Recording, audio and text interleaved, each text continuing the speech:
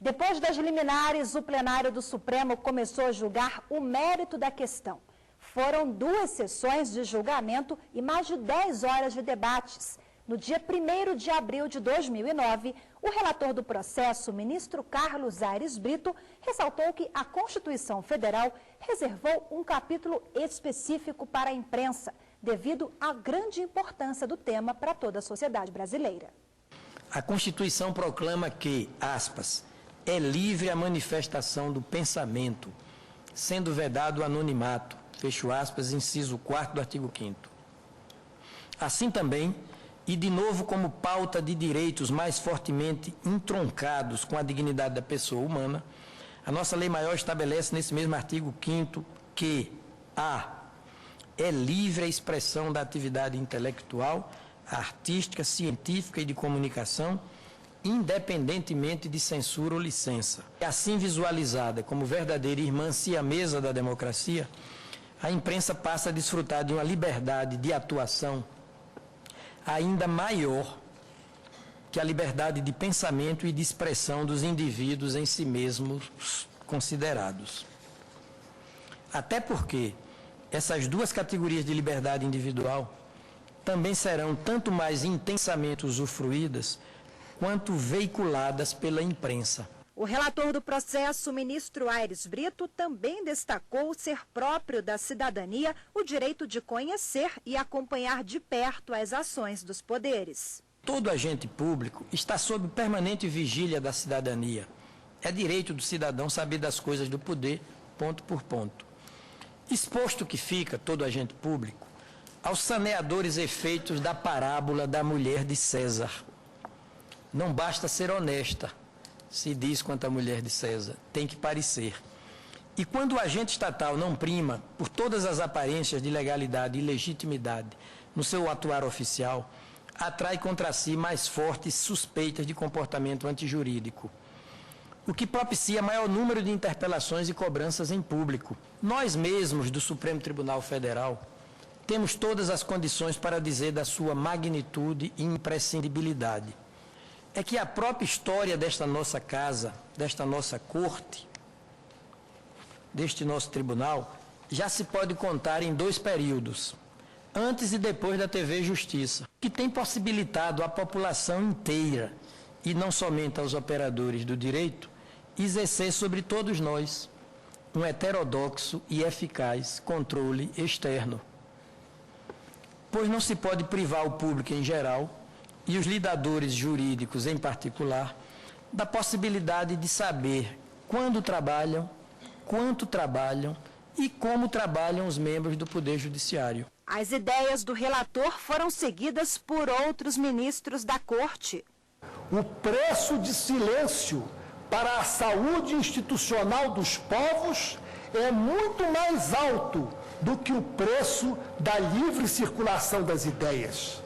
A democracia é valor que abre as portas à participação política, de votar e de ser votado, como garantia de que o voto não é mera homologação do detentor do poder.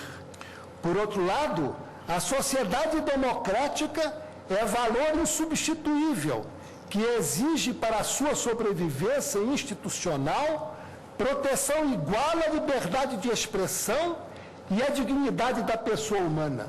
É claro, senhor presidente, que muitas vezes, e quem o pode prever, há a veiculação do mal, mas isso não se deve à liberdade de imprensa, e sim à qualidade do profissional, como ocorre em todas as atividades humanas. A liberdade de imprensa, como a manifestação talvez mais importante da liberdade, porque é a liberdade de pensamento para informar, se informar e ser informado, que é a garantia de todo mundo, se compõe exatamente para a realização da dignidade da pessoa humana. Portanto, não apenas para o cidadão, mas para a garantia da cidadania em relação a quem eventualmente exerce os cargos, inclusive os cargos políticos, a liberdade de imprensa é mais que imprescindível para se ter uma verdadeira democracia.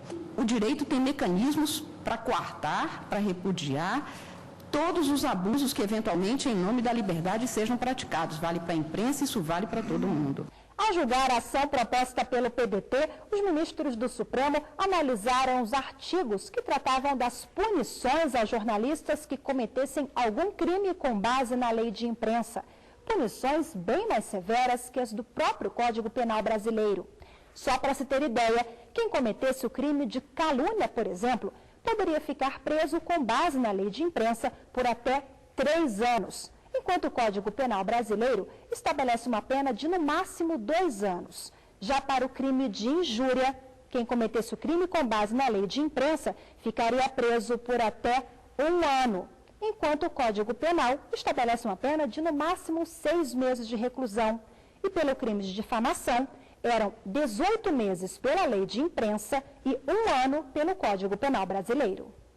Trata-se, ademais, de um texto legal completamente supérfluo, porque a matéria nele contida já se encontra no que interessa à cidadania, regulada por inteiro no texto constitucional. No artigo 5º, inciso 5º e 10º, a Carta Magna garante o direito individual de resposta, declarando ainda inviolável a intimidade, a vida privada, a honra e a imagem das pessoas, assegurado o direito à indenização por dano moral ou material decorrente de sua violação.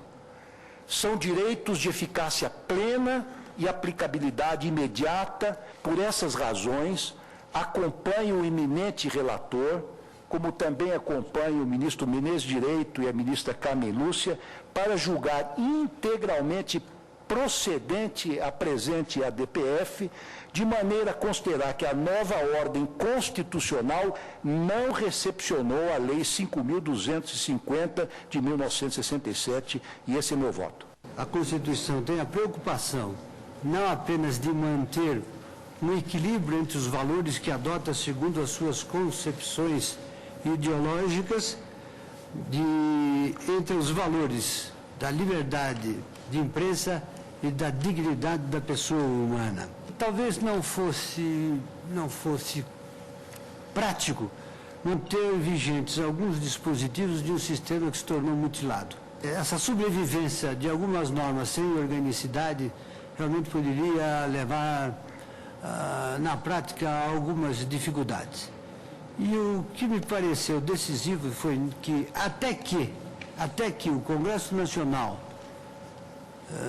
se entenda devido, edite uma lei de imprensa, que é coisa perfeitamente compatível com o sistema constitucional, nos termos dessa própria Constituição, a mim me parece que realmente se deve deixar ao Judiciário a competência para decidir algumas questões relacionadas, sobretudo, ao direito de respostas e a outros temas correlatos. 7 dos 11 ministros do Supremo seguiram o voto do relator do processo, ministro Aires Brito, e votaram pela derrubada total da lei de imprensa. 3 ministros defenderam a manutenção parcial e, para apenas um ministro do STF, a lei de imprensa deveria continuar valendo do jeito que foi editada. De qualquer maneira, os jornais têm compromisso com a liberdade de informação. É claro que aqui e ali pode haver um interesse privado do grupo a restringir certa notícia, mas isso tem sido muito raro. A concorrência, a competição faz com que essa liberdade exista hoje no Brasil. Eu acho que não precisa de lei. Quem infringir o Código Penal está sujeito a sofrer prisão, até prisão. E indenização, que é também um sacrifício. A pessoa tem que pagar o outro, né? No próximo bloco, você continua a rever trechos dos votos de todos os ministros da Corte, as fundamentações dos advogados, todos os envolvidos no processo. Saiba qual foi o principal impasse em torno da discussão pela revogação total ou parcial da lei de imprensa.